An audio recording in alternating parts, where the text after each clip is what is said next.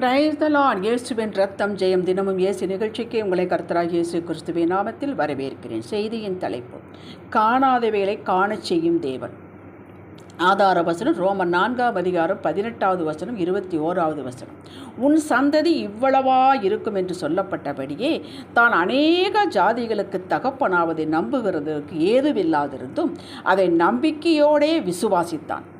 21 தேவன் வாக்குத்தத்தம் பண்ணினதை நிறைவேற்ற வல்லவராயிருக்கிறார் என்று முழு நிச்சயமாய் நம்பி தேவனை மகிமைப்படுத்தி விசுவாசத்தில் வல்லவனானான். கிறிஸ்துவுக்குள் அன்பானவர்களே, இயேசு உயிர்த்தெழுந்த பின்பு தம் சீஷர்களுக்கு தம்மை வெளிப்படுத்தி கொண்டே வந்தார். முதன்முறையாக பூட்டிய அறைக்குள் அவர் வந்தபோது தோமா அப்பொழுது அங்கு இல்லை. பின் சீஷர்கள் கர்த்தரை கண்டோம் என்று சொன்னபோது நம்ப மறுத்தான் தோமா. அவரை கண்டால் ஒழிய, தழும்புகளை பார்த்தால் ஒழிய நான் நம்ப மாட்டேன் என்றார். பின் 8 நாட்கள் கடந்த பின்பு மறுபடியும் சீஷர்களுக்கு தம்மை இயேசு காண்பித்தார். தோமாவை நோக்கி இயேசு பேசினார். நீ உன் விரலை இங்கே நீட்டி என் கைகளை பார், உன் கையை நீட்டி என் விலாவிலே போடு, அவிசுவாசியாயிராமல் விசுவாசியாயிரு என்றார். தோமாவுடனே என் ஆண்டவரே, என் தேவனே என்றான். அதற்கு இயேசு, தோமாவே, நீ கண்டதினால் விசுவாசித்தாய், காணாதிருந்து விசுவாசிக்கிறவர்கள் பாக்கியவான்கள் என்றார். யோவான் 20:27-29 வரை. நம் கண்களினால் கண்டு தொட்டு பார்த்து முகர்ந்து பார்த்து இந்த ஐம்புலங்களினால் உணர்ந்து பின் நம்புகிறேன், விசுவாசிக்கிறேன் என்பது பொருளற்றது.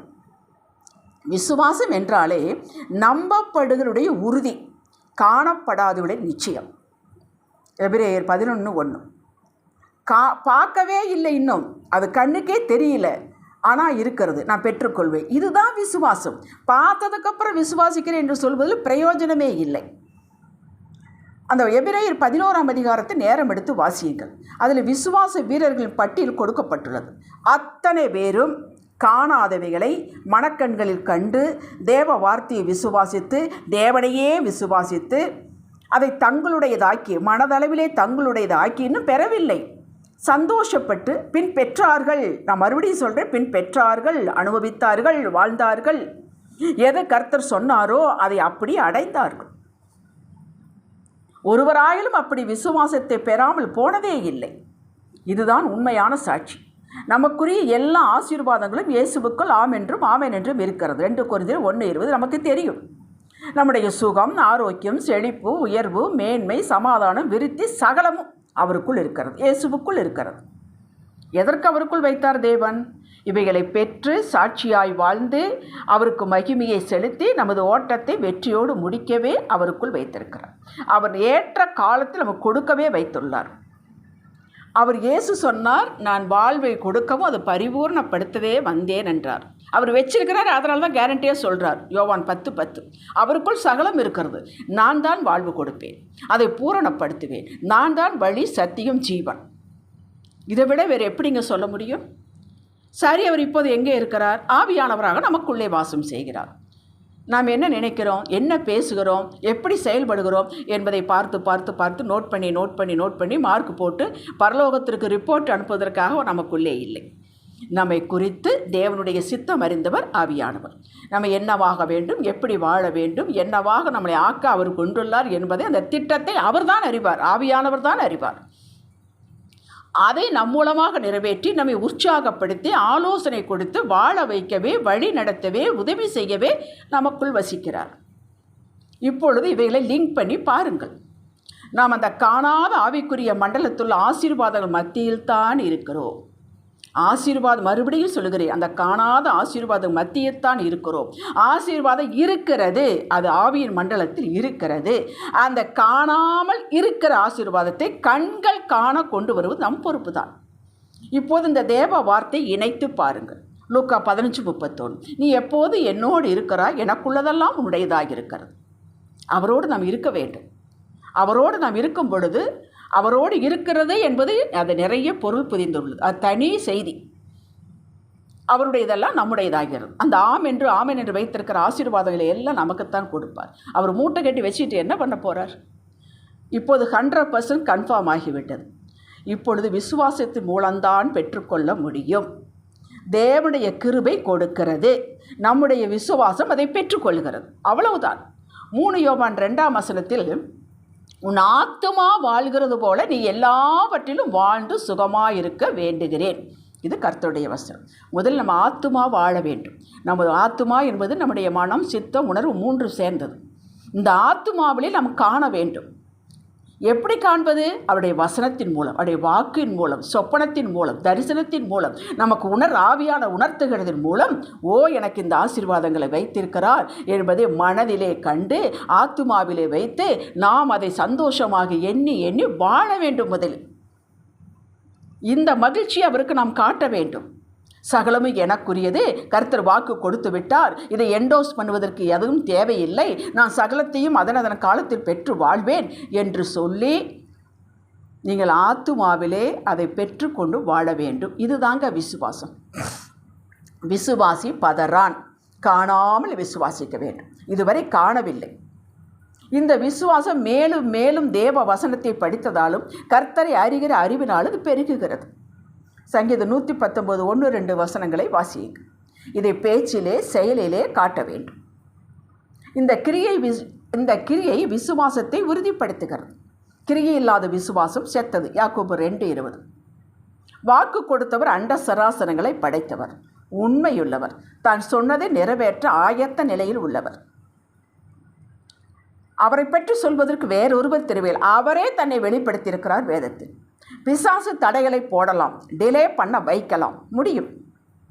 நிறைவேறாமல் தடுக்க அவனால் முடியவே முடியாது. ஆனால் உங்களால் முடியும். அவிசுவாசம் இருப்பது, முறுமுறுக்கிறது, கவலைப்பட்டு கொண்டே இருப்பது, துக்கப்பட்டு கொண்டே இருப்பது, இவைகளின் மத்தியில் கிருபை வேலை செய்யாது.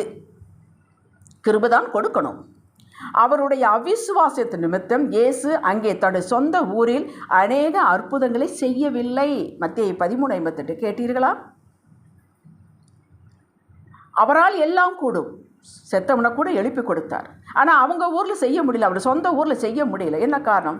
செய்யவில்லை என்று இருக்க, செய்ய முடியாமல் இல்லை, செய்யவில்லை என்று இருக்கிறது. என்ன காரணம்? அந்த மக்களுடைய அவிசுவாசம். இவர் எவ்வளவுதான் மலையளவு கிருபையை கொடுத்தாலும் பெற்றுக்கொள்வதற்கு அவரிடம் ஒன்றுமில்லை.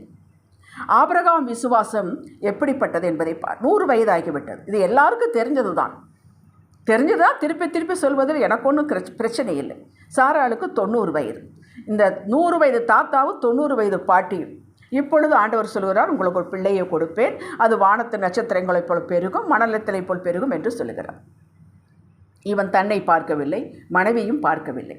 அவற்றை எண்ணாது இருந்தான் இருக்கு. இதையெல்லாம் ஒரு பொருட்டாக எண்ணவில்லை. ஏன் பொருட்டாக எண்ணவில்லை? கொடுத்தவர் உண்மையுள்ளவர், கொடுத்தவர் தேவன், அவர் அண்ட சராசரங்களை படைத்தவர். அவள் வாயில் சொன்னால் எல்லாம் நடக்கும், அதனால் எனக்கு நடக்கும். சூழ்நிலையை பார்க்கவில்லை, தன்னை பார்க்கவில்லை. அதான் ரோமர் 4ஆம் அதிகாரம் 18வது வசனத்திலிருந்து படித்து பாருங்கள். அது எண்ணாது இருந்தான் என்று இருக்கிறது. பெயரை மாற்றினார். ஆதியாகமம் 17ஆம் அதிகாரத்தை வாசித்து பாருங்கள். ஆபிரகாம் என்று இருக்கிற வார்த்தை ஆபிரகாம் என்று மாற்றினார். சாரா என்ற பெயரை சாராள் என்று மாற்றினார். இதுக்கு என்ன பொருள் என்றால், அநேக ஜாதிகளுக்கு தகப்பன், அநேக ஜாதிகளுக்கு தாய். ஆபிரகாம் அப்படி கூப்பிட்டா உங்களுக்கு என்ன அவனுக்கு காதில் விழுந்திருக்கும்? நான் அநேக ஜாதிகளுக்கு தகப்பன். எப்போ அவன் பேர் என்ன? ஆபிரகாம். அப்படி சொல்லும்போதே அவனுடைய என்ன? நான் அநேக ஜாதிகளுக்கு தகப்பன். இப்படி நினைத்து உருவாக்கி தன் அநேக ஜாதிகளுக்கு அதைத்தான் எண்ணினானே ஒழிய தன் சரீரத்தையோ சூழ்நிலையோ காலத்தையோ அவன் கண்டுகொள்ளவே இல்லை. பெற்றான் பாருங்கள். இன்றளவு நாமெல்லாம் கூட அவர்களுடைய ஆபிரகாமின் சந்ததி. நடந்ததா இல்லையா? அப்படித்தான் நாமும் செயல்பட வேண்டும். இதே மாதிரி செய்திகளை கேட்டு மூடி வைத்து விட்டு போய்விடக்கூடாது. அது எடுக்க வேண்டும், கையில் எடுக்க வேண்டும், சிந்தனையில் எடுக்க வேண்டும். நான் இப்படித்தான் ஆவேன், என் பிள்ளைகள் இப்படித்தான் ஆகும். இப்பொழுது சூழ்நிலை எப்படி வேணாலும் மோசமாக இருக்கட்டும், கணவன் மோசமாக இருக்கட்டும், பிள்ளைகள் மோசமாக இருக்கட்டும், மனைவி மோசம், எது வேணாலும் இருக்கட்டும், என் குடும்பம் இப்படித்தான் இருக்கும். ஆண்டவர் வாக்கு கொடுத்து விட்டார். அதுக்கு படிக்கணும், எங்கள் வேதத்தை வாசிக்கணும். ஆண்டவரே இப்படி தான் எனக்கு வேண்டும், என் குடும்பம் இப்படித்தான் இருக்க வேண்டும், நீ சொல்லியிருக்கிறீரப்பா என்று டிமாண்ட் பண்ணி அந்த சமாதானமான குடும்பத்தை, கடனில்லாத குடும்பத்தை, செழிப்புள்ள ஒரு குடும்பத்தை, ஆரோக்கியமுள்ள ஒரு சரீரத்தை உங்கள் ஆத்மாவிலே வைத்து நான் இப்படித்தான் இருக்க போகிறேன் என்று வாழுங்கள். முதலில் அந்த காணாத ஆசீர்வாதத்தை கண்டு வாழுங்கள் மனக்கண்களில். பின் உன் கைக்கு வரும். ஆபிரகாமுக்கு வந்தது போல நிச்சயம் உங்களுக்கு வரும். தேவன் மாறவில்லைங்க. அவர் அன்றும் இன்றும் என்றும் ஒரே மாதிரி தான் இருக்கிறார். அவர் விசுவாசித்தவர்களுக்கு கொடுப்பார்.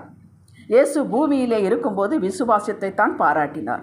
உம்முடைய விசுவாசத்தின்படி ஆக கடவுது என்று தான் சொன்னார். விசுவாசித்தவளுக்கு எல்லாம் கூடும் என்று சொன்னார். உன் கண்ணீரின்படியே, உம்முடைய உபவாசத்தின்படியே, உம்முடைய புலம்பலின்படியே, உம்முடைய நச்சின்படியே ஆக கடவுது என்று சொல்லவில்லை. நான் உபவாசம் இருக்க வேண்டும், கண்ணீர் விட வேண்டும். கண்ணீர் அவருடைய சன்னிதானத்தில் வரும், நம்மளை அறியாமல் கண்ணீர் வருகிறது. இதையெல்லாம் அப்பாவை பார்க்கக்கூடிய ஒரு உறவின் அடிப்படையில் வருகிறது. இதில் தவறு ஒன்றும் இல்லை. ஆனால் அது ஆசீர்வாதத்தை பெறாது. உங்கள் விசுவாசம்தான் ஆசீர்வாதத்தை பெறும். ஜெபிக்கலாம். தகப்பனே, விசுவாசிக்கிறேன், ஆனால் அவ்வப்பொழுது அவ்விசுவாசத்தில் சோறு வருகிறது. என் அவ்விசுவாசம் நீங்கி ஆசீர்வாதங்களை வரவேற்கும் அந்த சந்தோஷ மனநிலையை தாரும் ஐயா. இயேசுவின் நாமத்தில் பிதாவே, ஆமேன். ஹல்லேலூயா.